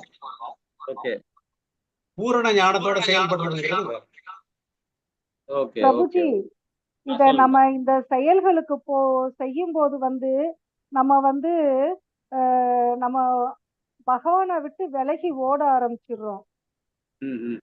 அதத்தான் சொல்றாங்க, பகவானோட நம்ம வந்து விட்டு பிரியக்கூடாது. நீங்க சொல்ல வர பாயிண்ட் நான் புரிஞ்சுக்கிட்டேன் மாதாஜி. நான் என்ன கேட்கிறேன்னா, இப்ப பிரபுஜி சொன்னாங்க அதே மாதிரிதான். நான் என்ன கேட்கிறேன்னா, இந்த பௌதிகமான செயல்பாடு உகந்ததா இல்லையான்றது ஒரு கொஸ்டின். அது நமக்கு தேவை பிரபுஜி. போதிய அளவு நமக்கு தேவையான அளவுக்கு நம்ம பௌதிகம் நமக்கு தேவை. Okay okay. அது நமக்கு வந்து பகவான் படைச்சது நம்ம அதுதான் படைச்சிருக்கிறோம். இயற்கையை அனுபவிக்கணும், இயற்கையை அனுபவிக்கணும், அனுபவிக்காம பௌதிகத்தை அனுபவிக்கணும்ன்றாரு. ஆனா எப்படி அனுபவிக்கணும்? அதுதான் வேதம் சொல்லுது. வேதம் சொல்லுது சந்தோஷம் வரணும், வேதனை வரக்கூடாதுன்னு சொல்றாரு. சந்தோஷம் இல்ல, வேதனை உணர்வோட இருக்கணும் பிரபுஜி, பகவானோட உணர்வோட. Okay okay. பகவானோட உணர்வோட வரும்போது நாம பந்தப்பட்ட வாழ்க்கை வாழும்போது கூட சரிங்க, பற்றற்ற தன்மையை தான் வாழணும்னு சொல்றாரு. நமக்கு இயற்கையில என்ன எடுக்கணுமோ அதுதான் நம்ம எடுத்துக்கணும். அதிகமா எடுத்துக்கூடாது, பேராசைப்படக்கூடாது. ஏன்னா நம்முடைய கடமை என்ன? இப்ப கல்யாணம் ஆச்சு, குழந்தை பெற்று வச்சிருக்கோம். குழந்தை பெற்றுனா அது நம்ம கடமை என்ன? அந்த கடமை இருக்கணும். அப்ப நம்ம சின்ன பிள்ளையா இருக்கிறோம், சின்ன பிள்ளையா இருக்கும்போது நம்ம கடமை என்ன? நம்ம அதுக்கப்புறம் ஒரு வாலிப வயசா வரும், நம்ம கடமை என்ன? கிரகஸ்தனா வரும், நம்ம கடமை என்ன? 50 வயசு மேல நம்ம கடமை என்ன? இது உணரணும். இது எங்கிருந்து வரும்? இது நம்முடைய வேதங்கள்ல இருந்து சொல்லப்படுறாங்க இல்லைங்களா? அது எப்படி வரும்? பற்றற்ற தன்மையா நாம செயல்படும் போதுதான் நம்ம வந்து பகவானுடைய உணர்வோட நாம அந்த மாயத்துல இருந்து விலகி இருப்போம். இப்போ புத்தம் பதிப்பா சொல்ல முடியாது. பௌதிகன்றது வந்து பாத்தீங்கன்னா அது நமக்கு தேவைதான், தேவை இல்லாத கிடையாது, நமக்கு தேவைதான். நாம எல்லாமே வந்து சன்னியாசி கிடையாது. இப்போ துறவரம் போறவங்க ஞானிகள்லாம் வந்து அவங்க அது வேற குவாலிட்டியில அவங்க இருக்கிறாங்க. நாம எல்லாம் அப்படி கிடையாது. நாம எல்லாம் குடும்பத்தோட ஒரு சமுதாயத்துல ஒன்றி இருக்கோம். அப்ப இருக்கும்போது நமக்கு அந்த பௌதிகம் தேவை. ஆனா அது பற்றற்ற தன்மையா தான் செயல்படணும். அது எப்படி செயல்படணும்? இப்போ ஒரு மாதாஜி சொன்னாங்கல்ல, பகவானோட உணர்வோடு நம்ம செயல்படும் போது அப்ப நமக்கு என்ன தேவை, எந்த இடத்துல சந்தோஷம் அடைகிறோம் அப்படின்றத நம்ம புரிஞ்சுக்கிறோம். பிரபுஜி, பற்றற்றான் பற்றினை பற்றுக பற்றுவிடற்கு, பற்றற்றான் பற்றினை பற்றுக பற்றுவிடற்கு சொல்றாங்க. ஹரே கிருஷ்ண மாதாஜி, அழகா சொன்னீங்க. ஹரே கிருஷ்ணா. இந்த இடத்துல விளக்கமானது. அப்போ நாம மாயைன்றது பிரபுஜி, மாயைன்றது நம்மளுடைய பற்று. ஆமா, அந்த கருத்துக்கு வருது பிரபுஜி. அதான் மாதாஜி, நம்ம மாயன்றதே பற்றுதான், மாயன்றதே பற்றுதான். இந்த பௌதிகத்துல பற்றோட இருக்கும் போதுதான் நமக்கு அதுல செயல்படும். அதுதான் பகவான் சொல்றது. என்ன சொல்றாருன்னா, இயற்கையை அனுபவிங்க. நான் அனுபவிக்குவானான்னு சொல்லல. அதுதான் அர்ஜுனன்ட்டீங்க 18ல சொல்றாரு. 18ல என்ன சொல்றார்? நீ அனுபவி, எல்லாத்தையும் கொடுத்துட்டேன், ஞானம் கொடுத்துட்டேன், எல்லாத்தையும் கொடுத்துட்டேன். ஆனா இனி வந்து நீ போர் பண்றது, போர் பண்ணாதான் உன்னோட சுதந்திரம் கொடுத்துட்டாரு. அதுக்கு மாத்திரம் கிடையாது, எல்லா விஷயத்துக்குமே. இப்ப இயற்கையும் கொடுக்கிறார், ஆன்மீகத்தையும் கொடுக்கிறார். ரெண்டுமே அனுபவிச்சு வரவனும் முக்தி தான் அப்படின்றாரு. ரெண்டுமே அனுபவிக்கணும். பிடிச்சிட்டே இருக்காத அப்படி சொல்றோம், அதையே பிடிச்சிட்டே இருக்க கூடாது. அதுதான். அப்போ இங்க என்ன சொல்ல வர, அதுதான் இங்க நான் ஒரு மாதாஜி சொன்னாங்க, பகவானை தனித்து இருப்பட கொண்டு நம்ம பகவானை விட்டு பிரிஞ்சு நாம பௌதிகத்துல இருக்கக்கூடாது. உட்காந்தா கிருஷ்ணா, எழுந்தா கிருஷ்ணா, சாப்பிட்டா கிருஷ்ணா, போனா கிருஷ்ணா, வந்தா கிருஷ்ணா, இப்படி பகவான் நாமத்தை சொல்றோம் பாத்தீங்களா? அப்போ நம்ம பௌதிகத்துல செயல்பட்டாலுமே பகவானுக்கு நாம அர்ப்பணம் பண்ணித்தான் நம்ம செய்யணும். அப்போ அது பாவமே அல்ல. அப்போ அது வந்து பாத்தீங்கன்னா நம்ம பௌதிகத்துல இருந்தாலும் பகவான் உணர்வோட நம்ம செயல்படுறதுனால, பற்றற்ற தன்மையை நம்ம செயல்படுறதுனால நமக்கு வந்து பாத்தீங்கன்னா அது பாவமே அல்ல. அதுதான் இங்க சொல்லப்படுது. அது இல்லாம நம்ம செயல்படுறோம், பகவான் உணர்வோட இல்லாம செயல்பட்டோம்னா அப்போ அது மாயை. அந்த மாயத்துல தான் நம்ம கட்டணும். 2 பதமும் கொடுத்துருக்கோம். இந்த 2 விளக்கம். கிருஷ்ணரை புறம்பாக நமக்கு ஒரு தனி அடையாளம் உள்ளது என்று கருதும் உயிர்வாழிகள் கருத்தே மாயை என்று அழைக்கப்படுகிறது. அப்போ நம்ம இப்போ ஒரு விஞ்ஞானி இருக்காரு, ஒரு சயின்டிஸ்ட் இருக்காரு பார்த்தீங்கன்னா, அவர் என்ன கண்டுபிடிக்கிறார்? இப்ப நம்ம எல்லாமே நினைக்கிறோம், இந்த காலத்துல ராக்கெட் விடுறாங்க, அப்புறம் அதை பிடிக்கிறாங்க, இதை பிடிக்கிறாங்க, காற்றால இருந்து எடுக்கிறாங்க, என்னென்னமோ கண்டுபிடிக்கிறாங்க இல்லைங்களா? ஆனா இதே வேதம் என்ன சொல்லுது, ஸ்ரீமத் பகவத்கீதை என்ன சொல்லுது பாத்தீங்கன்னா, 17 அழகா சொல்றாரு பகவான். என்ன சொல்றாரு 17 அத்தியாயத்துல? முன்னாடி இருந்ததுதான் இப்போ, முன்னாடி என்ன இருந்ததோ அதுதான் இப்ப இருக்கு. இப்ப அர்ஜுனன் இருக்கான், பீஷ்மர் இருக்கார், துரோணாச்சாரியா இருக்கார். இப்ப அந்த காலத்துல பெரிய பெரிய ஆளுங்க எல்லாம் இருக்காங்க, பெரிய பெரிய ஆளுங்க. அவங்க என்ன பண்றாங்க, சும்மா ஒருமே கையில ஒரு ஆயுதமே இருக்காது, 2 ஸ்லோகம் 2 மந்திரம் சொன்ன உடனே கையில ஆயுதம் வந்துடும், பிரம்மாஸ்திரம் வந்துடும், எல்லாமே வந்துடும், எடுத்து அடிக்கிறாங்க. அப்ப என்ன டெக்னாலஜி அங்க இருக்கு பாருங்க. சஞ்சயன் எங்க உட்கார்ந்து இருக்கிறான், ஏதோ ஒரு அறையில உட்கார்ந்து இருக்கிறான். அங்கிருந்து போர் நடக்கிற விஷயத்துல எல்லாத்தையும் சொல்லி திருதராஷ்டிரர் கிட்ட சொல்றான், கண்ணு தெரியாத சொல்லி கொடுக்குறான். அப்ப அங்க என்ன நடக்குதுன்றது அவனுக்கு அந்த லைவ்ல பார்த்துன்னு சொல்லிட்டு இருக்கான். அது எவ்வளவு டெக்னாலஜி பாருங்க. அந்த காலத்துல 5000 வருஷத்துக்கு முன்னாடி வந்துருச்சு. நம்ம இப்பதான் இந்த நூற்றாண்டில் தான் நாம கண்டுபிடிச்சிருக்கோம். அது 19ஆம் நூற்றாண்டுல கடைசியா தான் அதோட கண்டுபிடிச்சோம். இதெல்லாம் 5000 வருஷத்துக்கு முன்னாடி வந்துருச்சு. இன்னும் நிறைய டெக்னாலஜி எல்லாம் இருக்கு. இப்ப இந்த அர்ஜுனன் கிட்ட பகவான் காட்டல விராட் ரூபத்துல இறந்த காலத்தையும் காக்குறாரு, நிகழ்காலத்தையும் காட்டுறாரு, எதிர்காலத்தையும் காட்டுறாரு பகவான். அவங்க ஆல்ரெடி பகவானோட வாய்க்குள்ளார பல்லு நெசக்கப்படுறாங்க எல்லாருமே. துரோணாச்சாரிய அவசப்படுறார், பீஷ்மர் இப்ப உள்ள நெசக்கிறார், கர்ணன் ஒரு பக்கத்துல மாட்டி முடிச்சிருக்கிறான், பல்லுக்குள்ள மாட்டி கிடக்குறான். எல்லாத்தையும் பாக்குறான் அர்ஜுனன். இன்னும் வாரே ஆரம்பிக்கல, ஆரம்பிக்கணும் எதிர்காலத்தையும் காட்ட ஆரம்பிச்சிட்டாரு பகவான். சோ அப்ப நம்ம என்ன தெரியுது, பகவானுடைய உணர்வோட நாம செயல்பட்டோம்னா கண்டிப்பா பௌதிகத்துல இருந்தாலும் நம்ம அது துன்பம் கிடையாது. அப்போ இந்த 2 விளக்கம் நமக்கு தான் கொடுக்குது. 3வது பாருங்க, ஒரு உயிர்வாழியானவன் எல்லா உயிர்வாழிகளின் பரம அடைக்கலமான பகவான் கிருஷ்ணர் அடைக்கலத்தை விட்டு விலகி பகவான் கிருஷ்ணருக்கு புறம்பாக தனக்கு ஒரு அடையாளம் இருப்பதாக கற்பனை செய்து கொண்டால் அதுவும் மாயமாகும் சொல்லுங்க. இங்க ரொம்ப அழகா கொடுக்குறாங்க பாருங்க.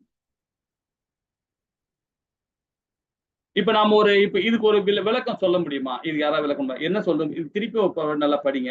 ஒரு உயிர்வாழியானவன் எல்லா உயிர்வாழியின் பரம அடைக்கலமான பகவான் கிருஷ்ணன் அடைக்கத்தை விட்டு விலகிவிட்டு பகவான் கிருஷ்ணனுக்கு புறம்பாக தனக்கு ஒரு அடையாளம் இருப்பதாக கருதி செய்து கொண்டால் அதுவும் மாயமாக சொல்லப்படுது. அப்ப நம்ம இதுல என்ன நீங்க இதுல ஒரு புரிதலுக்கு உங்களுக்கு கிடைச்சிருக்கு, யாராவது சொல்ல முடியும், விளக்கம் கொடுக்க முடியுமா? இந்த 3வது விளக்கம் நமக்கு ஏதாவது சொல்ல முடியுமா? செய்ய முடியாது பிரபுஜி. அந்த அருவவாதிகள் பற்றி சொல்லலாமா? அருவவாதிகள், அருவத்தன்மை அப்படி இருந்தாலும் இது எல்லாமே என்னன்னு சொல்லப்படுறதுன்னா, என்ன சொல்ல நல்லா படிங்களேன். ஒரு உயிர்வாழியானவன் எல்லா உயிர்வாழியிலும் பரம அடைக்கலமான பகவான் கிருஷ்ணருடைய அடைகாலத்தை விட்டு விலகி கிருஷ்ணருக்கு, அதாவது பகவான் கிருஷ்ணருக்கு புறம்பாக தனக்கு ஒரு அடையாளம் இருப்பதாக கற்பனை செய்து கொண்டால் அதுவே மாயமாகும் சொல்லப்படுது. சிம்பிளா என்ன சொல்ல தெரியுங்களா? இது ஆத்ம தத்துவத்துல இருந்து விலகி இருக்கிறவங்க தான். இப்ப ஆத்ம தத்துவம்னா என்ன? ஆத்ம தத்துவம் என்ன சொல்லுது? நான் உடல் அல்ல அப்படின்னு சொல்லுது. உடல் சொன்னாவே மாய, உடல் சொன்னாவே மாய. அப்போ நமக்கு ஒரு அடையாளம் என்ன நினைக்கும் தெரியுமா? என்னுடைய பேரு செல்வம், சிங்காரம் செல்வம் அப்படின்னு நான் என்னுடைய நாமத்தை வச்சிருக்காங்க. அது இல்லாம இது நான் அப்படின்ற உடலோட நம்ம சொல்லிக்கிறோம் இல்லைங்களா? இது ஒரு மாயன்றதை நாம புரியாம இருக்கிறோம். அதான் சொல்றாரு, ஒரு உயிர்வாழியானவன், இப்ப நான் எல்லா உயிர்வாழிலும் பரம அடைக்கலமான பகவான் கிருஷ்ண அடக்கத்தை விட்டு விலகி அப்ப அந்த ஆத்ம தத்துவத்துல புரியாம நான் என்ற அகந்தையோட எனக்கு ஒரு நாமம் இருக்கு, அதனால அதை வச்சு நான் ஒரு அடையாளமாக இருப்பதா கருதி செய்து கொண்டு கொடுத்தேன்னா அதுவும் ஒரு மாய. அப்ப இந்த உடலே ஒரு மாயன்றாரு. நம்ம செய்யற செயல் ஒரு பக்கமா இருந்தாலும் நம்ம என்ன நினைக்கிறோம் பாத்தீங்களா, அதுவும் மாயத்தன்மைதான்றாரு. அப்போ எவ்வளவு முக்கிய ஒரு நல்ல ஒரு விஞ்ஞானம் பாருங்க, நல்லா புரிஞ்சுக்கிட்டா ரொம்ப ஈஸியா இருக்காது. அப்போ பகவானின் தனி அம்சங்களாக ஜீவராசிகள் என்று ஒரு குறிக்கோள் உள்ளதுன்ற விளக்கம் பாருங்க. பகவானின் தனி அம்சங்களான ஜீவராசிகளுக்கு என்று ஒரு குறிக்கோள் உள்ளது. அப்போ ஒரு அனிமலுக்கு ஒரு கிங்டம் இருக்கு, அதே மாதிரி மரம் செடி கொடிகள்லாம் இருக்கு, நம்ம மனித பிறவி இருக்கு, பூச்சி இருக்கு, புழு இருக்கு, நிறைய விஷயங்கள் இருக்கு. அது தனித்தத்துவம் இருக்கு. நாய் சிங்கமாக முடியுமா? மனுஷன் சிங்கமாக முடியுமா? எல்லாத்துக்கும் ஒரு ஜீவராசிக்கு ஒரு குறிக்கோள் வச்சிருக்காரு இல்லைங்களா?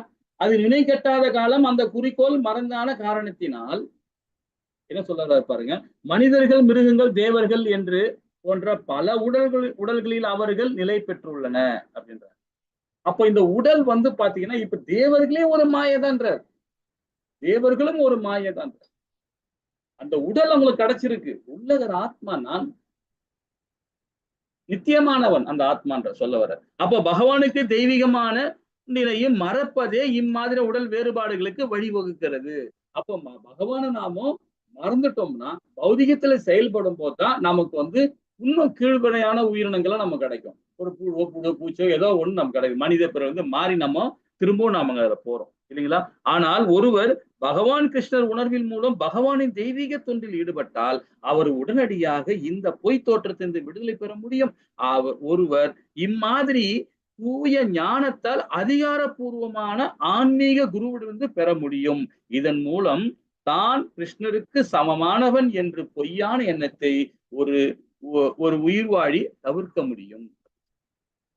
அப்ப குருசீட பரம்பரை வர ஆச்சாரிகள் இதுதான் கொடுக்குறாங்க. ஞானத்தை நம்ம கொடுப்பாங்க இந்த 4 விதமான சம்பிரதாயம் மூலியமாக இல்லைங்களா? இப்ப பிரம்ம கௌரிய சம்பிரதாயம் இருக்கு, ஸ்ரீ சம்பிரதாயம் இருக்கு, உத்தர சம்பிரதாயம் இருக்கு, சின சம்பிரதாயம் இருக்கு. அந்த 4 ஆச்சாரிகள் ரொம்ப அழகா நம்ம கொடுக்குறாங்க.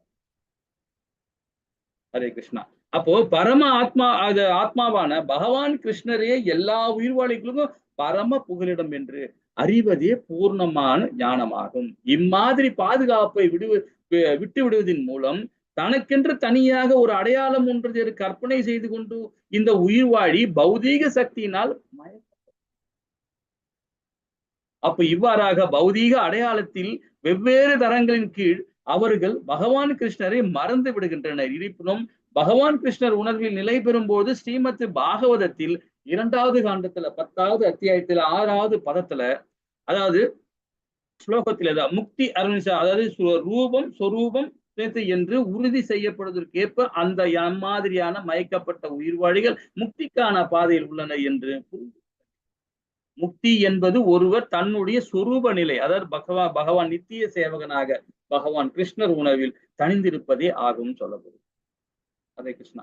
இது ஸ்ரீமத் பகவத்கீதையில 4வது அத்தியாயத்துல 35வது பதத்திலையும் கொடுக்கப்பட்டிருக்காங்க. 2வது காண்டத்திலையும் 10வது அத்தியாயத்திலும் 6வது பதத்திலையும் ஸ்ரீமத் பாகவத்திலையும் கொடுக்கப்பட்டிருக்காங்க. ஹரே கிருஷ்ணா.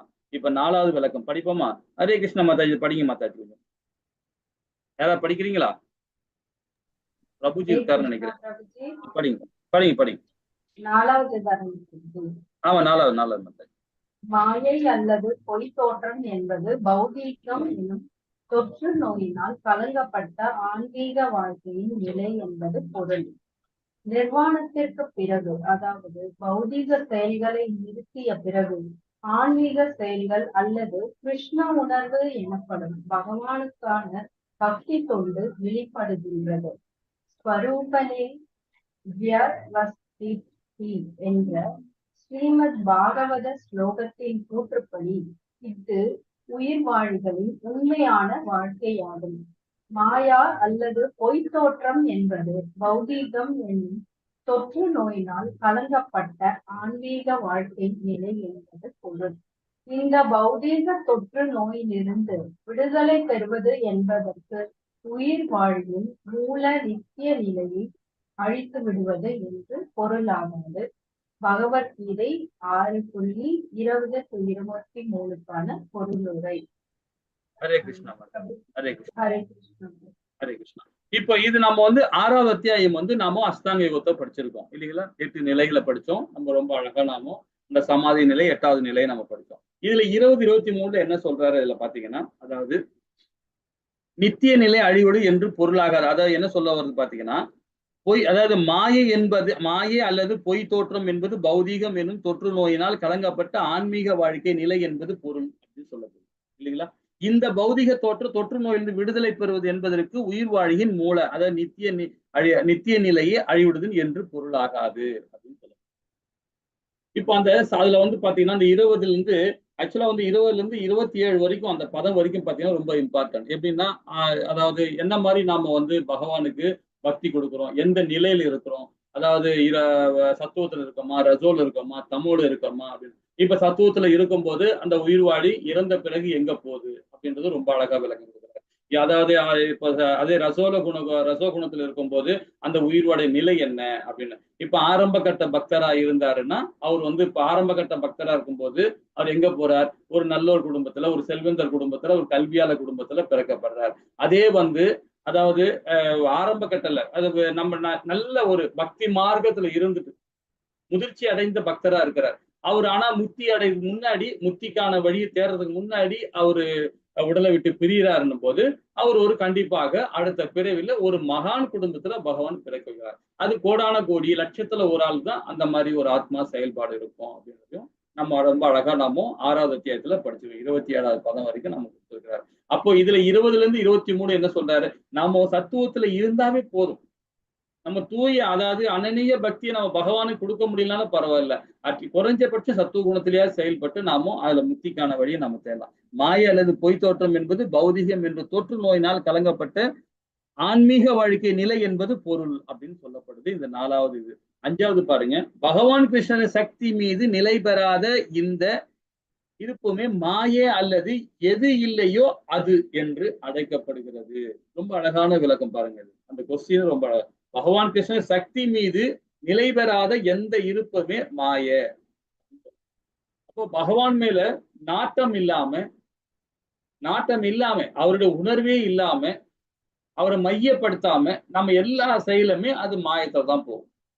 அப்போ எது இல்லையோ அது என்று அழைக்கப்படுகிறது. ரொம்ப அழகான விளக்கம் பாருங்க. எது இல்லையோ அதுதான் என்று அழைக்கப்படுகிறது. அப்போ அனைத்திற்குமே ஏதாவது ஒரு காரணம் உண்டு. படைப்பினை பொறுத்தவரையில் அதன் காரணம் அல்லது விதை பகவான் கிருஷ்ணரே. பகவான் கிருஷ்ணரோட சக்தி என்று எதுவுமே இருக்க முடியாது அப்படின்னு சொல்லப்படுது இல்லைங்களா? அப்ப எனவே அவர் சர்வ சக்திமான் என்றும் அழைக்கப்படுகிறார். அவருடைய சக்தி என்று அசைவனம் மற்றும் அசையாவனம் இருக்க முடியாது. ஏதேனும் ஒன்றை அது பகவான் கிருஷ்ணனுடைய சக்தி அல்ல என்று எண்ணினால் அது மாய. இது இல்லை இது எனப்படும். எது இல்லை அது எனப்படும். பகவானுக்கு அதாவது பகவத்கீதையில 10.39 பொருளை கொடுக்குறாங்க இல்லைங்களா? அதே மாதிரி ஸ்ரீமத் பாகவத்தின் ஸ்லோகத்திலும் இருந்து மாய என்பதற்கான இன்னும் சில வரையறைகளை நாம் காணலாம். இது வந்து இது வரைக்கும் பகவத்கீதையிலே படிச்சோம். சில இதுல ஒரு சில இடத்துல பாகவதத்தை பற்றியும் சொல்லப்பட்டிருக்காங்க. இப்ப ஸ்ரீமத் பாகவத்துல என்ன சொல்றான் பாருங்க. நம் கண்களுக்கு தோற்றம் அளிக்கும் ஏதாவது ஒரு பொருளை ஏதேனும் மதிப்பில் இருந்து அது பகவான் கிருஷ்ணனுடைய சம்பந்தம் இடப்படி அதுவே மாயே அப்படின்னு சொல்லப்படுது இல்லைங்களா? இப்ப நம்ம ஸ்ரீமத் பகவத்கீதையிலையும் படிச்சோம். இப்ப ஸ்ரீமத் பாகவத்திலையும் ரொம்ப அழகாக விளக்கப்படுகிறாங்க. ஹரே கிருஷ்ணா. இதை படிக்க முடியுமா? இது ஒரு 3 கேள்வி இருக்கு. அது விளக்கம் கொடுக்கலாம். நான் படிக்கட்டுமா? படிங்க மத்த. ருதேரதம் ய பிரதியேத ந பிரதியேத சாத்மனி தத்வித்யாத் ஆத்மனே மாயம் யதோ பாசோ யதா தமஹ. பிரம்மாவை மதிப்புக்குரிய காட்சியளிப்பது எதுவானாலும் அது என்னுடைய சம்பந்தப்பட்டு இருக்காவிடில் அதில் உண்மை கிடையாது. இருளில் இருப்பதாக காட்சி அளிக்கும் அந்த பிம்பத்தை எனது மாயா சக்தி என்று அறிவாயாக. ஸ்ரீமத் பாகவதம் 2.9.34. பகவானின் வெளிப்புற சக்தியானது மாயை அல்லது பொய் தோற்றம் என்று அறியப்படுகிறது. அவளுடைய பிரதிநிதியின் மூலமே இந்த மொத்த பௌதீக பிரபஞ்ச தோற்றமும் சாத்தியமாகின்றது. சவா ஏதஸ்ய சம்தரஷ்டு சக்தி சத் ஆசத் ஆத்மிகா மாயா நாம மகாபாக ஏதம் நிர்மேம விபுஹா. பகவான் காண்பராக இருக்கிறார். காணப்படும் நிலையிலும் இருக்கக்கூடிய வெளிப்புற சக்தி பிரபஞ்ச தோற்றத்திற்கான காரண காரியமாக செயல்படுகின்றது. பேரதிர்ஷ்டம் வாய்ந்த விதுரரே, இந்த வெளிப்புற சக்தியானது மாயை என்று அறியப்படுகிறது. அவளை பிரதிநிதியாக கொண்டுதான் ஒட்டுமொத்த பௌதீக தோற்றமும் சாத்தியமாக்கப்படுகின்றது. ஸ்ரீமத் பாகவதம் 3.5.25. மனது, வார்த்தை, கண், காது, இன்னும் மற்ற புலன்களின் மூலம் ஒருவர் உணர்ந்தறியும் இந்த ஜடம் பிரபஞ்சமானது மாயையின் சிருஷ்டியாகும்.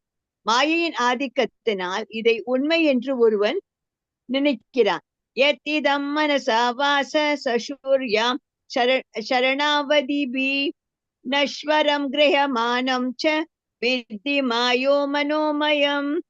எனது பிரியமுள்ள உத்தவா, நீ உன் மனதாலும் பேச்சாலும் கண்களாலும் செவிகளாலும் பிற புலன்களாலும் உணர்ந்தறியும் இந்த ஜட பிரபஞ்சம் ஒரு மாயை சிருஷ்டியாகும். ஹரே கிருஷ்ணா.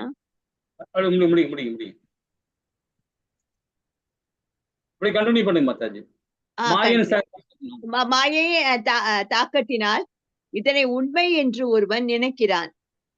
உண்மையில் பௌதீக புலன் நுகர்ச்சி பொருட்கள் அனைத்தும் நிலையற்றவை என்னது நீ அறிய வேண்டும். ஸ்ரீமத் பாகவதம் 11.7.7. ஹரே கிருஷ்ணா பிரபுஜி. ஹரே கிருஷ்ணா மாதாஜி. இப்போ நாம ஸ்ரீமத் பாகவதத்துல இரண்டாவது காண்டத்துல 9வது அத்தியாயத்துல 34வது பாதத்துல என்ன சொல்றது? பிரம்மவே மதிப்புடையதாக காட்சி அளிப்பது எதுவாயினும் அது உன்னுடைய சம்பந்தப்பட இருக்காவிடில் அதில் உண்மை கிடையாது. இருள் இருப்பதாக காட்சி அளிக்கும் எந்த பிம்பத்தை எனது மாய சக்தியினால் நீ அறிவாயாக. இப்போ ஒரு ஒரு அதாவது பத்ம புராணத்துல என்ன சொல்லப்பட்டிருக்கு பாத்தீங்கன்னா ரொம்ப அழகா சொல்லப்பட்டிருக்காங்க. நான் ரிக்கி வயத்துலயும் இதை படிச்சிருக்கேன். என்னன்னு பாத்தீங்கன்னா ஒரு ஸ்டோரி மூலியமும் படிச்சிருக்கேன். இப்போ அதே மாதிரி ஸ்ரீமத் பகவத்கீதையிலையும் 6வது அத்தியாயத்திலும் பகவான் இது விளக்க கொடுக்குறாரு. இப்ப நம்ம முன்னாடி படிச்சதுதான். இப்போ ஒரு ஆரம்ப கட்ட பக்தர் இருக்கார், முதிர்ச்சி அடைந்த பக்தர் இருக்கார். 2 பேருமே முக்தி அடைகலைன்னா அவங்க அடுத்த பிறவெளியாது ஏதோ ஒரு நல்ல குடும்பத்துல, ஒரு செல்வந்த குடும்பத்துல, கல்வியால கொடுத்தா மகான் குடும்பத்துல பிறக்க வைக்கிறார். அது ஓகே. இப்ப தொடர்ந்து பகவானுக்கு பக்தி கொடுத்துட்டு இருக்கோம். 12 விதமான பக்தி சேவை பகவானுக்கு கொடுத்துட்டு இருக்கிறோம் இல்லைங்களா? ஏதோ ஒரு வகையில கொடுத்துட்டு இருக்கோம். ஆனா கடைசி இறக்கும் தருவாயிலே பகவானுடைய நாமம் சொல்லாம இருந்துட்டோம்னா கண்டிப்பாக நமக்கு பிரம்ம நிலை அடைய முடியாது. நம்ம என்னதான் வாழ்நாள் ஃபுல்லாவும் நம்ம பகவானுக்கு பக்தி கொடுத்தாலும் கடைசி நேரத்துல மானையோ இல்ல பூனையோ இல்ல நம்ம வீட்டு பிள்ளையோ நம்ம வீட்டு பேரனையோ யாரையாவது அப்பாவையோ அம்மாவையோ நினைச்சோம்னா பித்ருலோகம் தான் நம்ம இல்லைங்களா? பித்ருலோகம் தான். ஆனா நம்ம என்ன பாவம் புண்ணியம் பண்ணமோ அதுக்கேத்த மாதிரி நமக்கு ஒரு கிரகம் கிடைக்கும். கண்டிப்பா நம்ம இப்போ துன்பம் எதுவுமே பாவமே பண்ணாம புண்ணியகாரியமே பண்ணோம்னா சொர்க்கம் தான் போவோம். சொர்க்கம் போயிட்டு திருப்பி எங்க வருவோம்? திருப்பி இங்கதான் துக்காளி தான் வரும் இல்லைங்களா? இது நம்ம ஸ்ரீமத் பகவத்கீதையில ரொம்ப அழகா நம்ம படிக்கிறோம். ஆனா என்ன சொல்ல வரனா, பிரம்மை மதிப்பிடுவதை காட்சி அளிப்பது எதுவாயினும் சரி. இப்ப நம்ம பிரம்ம நிலை அடையணும்னா பகவானோட ஹரிபக்தியோட நம்ம செயல்படும் போது கடைசி நேரத்துல செயல்படாம போனா கூட சரி. ஆனா பகவான் என்ன சொல்றா தெரியுங்களா? நீ என் நாமத்தை ஃபுல்லா ஜபிச்சுட்டே இருக்கிற, ஆனா இறக்கும் தருவாயில வாதம் கப்பம் அதாவது கை கால் விழுந்து கண் தெரியாம காது கேட்காம சுயநிலைவு இல்லாம கோமா ஸ்டேஜ்ல படுத்து கிடப்போம். அப்ப பாத்தீங்கன்னா பகவான் கண்டிப்பாக நம்ம அருள் கொடுக்கிறார். அந்த கன நேரம் நினைச்சாவே போதும் நமக்கு இதாங்க. அதுக்காக ஸ்ரீமத் பகவத்கீதையில ரொம்ப அழகா சொல்லப்பட்டிருக்காரு. அதே மாதிரி அதுக்கு நிறைய விளக்கம் கொடுக்கலாம். 12 புராணத்திலே நாம் விளக்கம் கொடுத்தோம். ஒரு ஸ்பெஷல் கிளாஸ் நம்ம எடுத்தோம். ஏன்னா நம்மளுடைய சில பிரபுபாதா கொடுத்த போதனை அவர் என்ன சொல்றாரு, பகவான் சைத்தன்யர் என்ன சொன்னாங்களோ அதை அப்படியே சில பிரபுபாதா சொன்னார். 12 புராணத்துல விளக்கம் கொடுத்தாரு. அதுல எப்படி ஹரிநாமத்தை சொல்லி நமக்கு அந்த பிராக்டிஸ் பண்ணிக்கிட்டே வந்தோம்னா, நாமத்தை சொல்லிக்கிட்டே இருந்தோம்னா கடைசி காலகட்டத்துல கண்டிப்பாக அந்த நாமத்தை நம்ம சொல்ல வைப்பார்.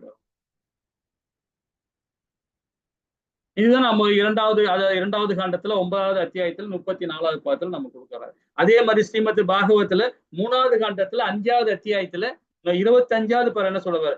பகவானை காண்போராக இருக்கிறார், காணப்படும் நிலையும் இருக்கக்கூடிய வெளிப்புற சக்தியை பிரபஞ்ச தோட்டத்துக்கான காரியமாக தோன்றப்படுகிறார். இப்போ உள்புற சக்தின்றது பகவானுடைய உள்புற சக்தின்றது ஜீவாத்மா, வெளிப்புற சக்தி அது பகரங்க சக்தி, வெளிப்புற சக்தின்றது இந்த 8 விதமான மூலக்கூறுகளோட இந்த சூதல உடல் இல்லைங்களா? சூதல உடல் சூட்சம் உடல் ரெண்டுமே இந்த 8 விதமான மூலக்கூறுகள். அப்போ அதுல என்ன பண்ண உள்ள இருக்கிற ஆத்மா நமக்கு தெரிய மாட்டேங்குது. அதாவது ஆன்மீக தோற்றத்தோட நம்ம செயல்படும் போதுதான் ஆத்மாவுடைய நிலையை நாம உணர்றோம். அப்போ உடலோட இருக்கிற போது நம்ம உள்ளுக்குள்ள இருக்கிறார், பகவான் இருக்கிறார், பரமாத்மாவும் இருக்கிறார், ஜீவாத்மாவும் உள்ள இருக்கு. ஆனா நம்ம உணராம நான் என்ற அகந்தையோட நம்ம பௌதிகத்துல இருக்கும் போது நமக்கு தெரிய மாட்டேங்குது. அதை இங்க விளக்கம் கொடுக்கிறார். பகவான் காண்போராகவும் இருக்கிறார், காணப்படும் நிலையிலும் இருக்கக்கூடிய வெளிப்புற சக்தி பிரபஞ்ச தோற்றத்துக்கான காரியமாகவும் செயல்படுகிறார். வேதஸ்டம் வாய்ந்தவரே விதுரரே, இந்த வெளிப்புற சக்தியானது மாயை என்று அறியப்படுகிறது என்றார். அப்போ இந்த 8 விதமான மூலக்கூறுகளோட இல்ல உடல் பௌதிகமும் சூட்சமும் ஒரு மாய. அப்படின்னு சொல்லப்படுறது. இதே வந்து பாத்தீங்கன்னா 3வது விளக்கம் பாருங்க. ஸ்ரீமத் பாகவதத்துல 11வது காண்டத்துல 7வது அத்தியாயத்துல 7வது பதத்துல என்ன சொல்றாரு பாருங்க. எனது பிரியமுள்ள உத்தவா, உத்தவருக்கு சொல்ற விளக்கம் கொடுக்கிறார். உத்தவ கீதையிலும் இதை பத்தி ரொம்ப அழகா போகப்பட்டிருக்கு. நீ உன் மனதோடும் பேச்சாலும் கண்களாலும் செவிகளாலும் பிற புலங்களையும் உணர்ந்தெரியும் இந்த ஜட பிரபஞ்சம் ஒரு மாய சிருஷ்டியாகும் சொல்லப்படும். இது வந்து 11வது அத்தியாயம் ஞான யோகத்துல முதல் அத்தியாயத்துல ஸ்ரீமத் பகவத்கீதையில ரொம்ப அழகாக சொல்லப்பட்டிருக்கு. 24 மூலக்கூறுகளோட நாம வந்து எப்படி பேசுறோம், ஞானேந்திரங்கள், கர்மேந்திரங்கள், இந்த 8 விதமான புலன்கள், அப்புறம் இந்த பௌதிகமான இந்த முக்குணங்கள், இதெல்லாம் சேர்த்து 24 மூலக்கூறுகளோடு எப்படி இயங்குதுன்றது 11வது அத்தியாயத்துல பகவான் நம்ம கொடுத்தார் இல்லைங்களா? ரொம்ப அழகா கொடுத்திருக்கிறார். அன்னமய்யா கோசா, பிராணமய்யா கோசா, விஞ்ஞானமய்யா கோசா, ஞானமய்யா கோசா, ஆனந்தமய கோசா, இந்த 5 தன்மையை உணர வைக்கிறது 11வது அத்தியாயத்துல நமக்கு விளக்கம் கொடுத்திருக்கிறார் இல்லையா? அப்போ மாய தாக்கத்துல இதுல உண்மை என்று ஒருவன் நினைக்கிறான். உண்மையில் பௌதீக நுகர்ச்சிகளை பொருட்களை அனைத்துமே நிலையற்றவை என்பதை நீ அறிய வேண்டும் அப்படின்றது 11வது காண்டத்துல 7வது அத்தியாயத்துல 7வது பதத்துல பகவான் ரொம்ப அழகாக அதுல கொடுத்திருந்தாங்க இல்லைங்களா? ஹரே கிருஷ்ணா. இப்ப நாம இனி படிக்க போறது 4வது அத்தியாயம். இப்ப முக்கியமான இடத்துல வந்திருக்கிறோம். 14 செயல்முறையில பகவான் எங்கெல்லாம் அந்த மாயத்தன்மையில செயல்படுறார் அப்படின்னு நம்ம நினைக்கிறோம். மாயன்னா என்னன்னு இது வரைக்கும் நம்ம தெரிஞ்ச வரைக்கும் மாயன்னா ஒரு விரும்பத்தக்காத செயல் அப்படின்னு நினைக்கிறோம். அதுதான் தவறு. இனி படிக்க போறோம் பாருங்க. 14 வகையில பகவான் வந்து அந்த மாயத்தன்மையில நம்ம விளக்கம் கொடுக்கிறார் இந்த அத்தியாயம் மூலமா. மாயை என்ற வார்த்தைகளான பல்வேறு அர்த்தங்கள் கொடுக்கப்படுகிறது. மாயை என்பது மாயன்றது அது வந்து ஒரு சக்தி தான். அது பகவானுடைய சக்தி தான். அது ஒரு பகரங்க சக்தி மூலம் தான் இந்த உடல் இயங்குதான் சொல்லப்பட்டிருக்காரு. ரொம்ப அழகா கொடுக்கப்பட்டிருக்காரு. இதை இப்ப டைம் இல்லைன்னு நினைக்கிறேன். இதை நாளைக்கு இந்த 4வது அத்தியாயத்துல இருந்து நாம விளக்கலாம். இப்ப மணி ஆயிடுச்சு இல்லைங்களா? இல்ல படிக்கிறோம்னா ஒரு அரை மணி நேரம் ஆகும். இல்லைன்னா நாளைக்கு பார்க்கலாமா? ஹரே கிருஷ்ணா மாதாஜி. ஏன்னா இது கண்டினியூ பண்ணணும். கிட்ட பாத்தீங்கன்னா நாளைக்கு பார்க்கலாம். ஹரே கிருஷ்ணா. ஏன்னா இது அரை மணி நேரம் ஆகும் கண்டிப்பா இது முடிக்கும். हरे कृष्णा प्रभु जी। हरे कृष्णा। वाञ्छे कल्पतराय कृप सिन्धये वैसा पदनानां भावनीय वैष्णवी नमो नमः। श्री कृष्ण चैतन्य प्रभु नित्यानंद श्री अद्वैत गदाधर श्रीवासादि गौर भक्त। हरे कृष्ण कृष्ण कृष्ण हरे हरे, हरे राम राम राम हरे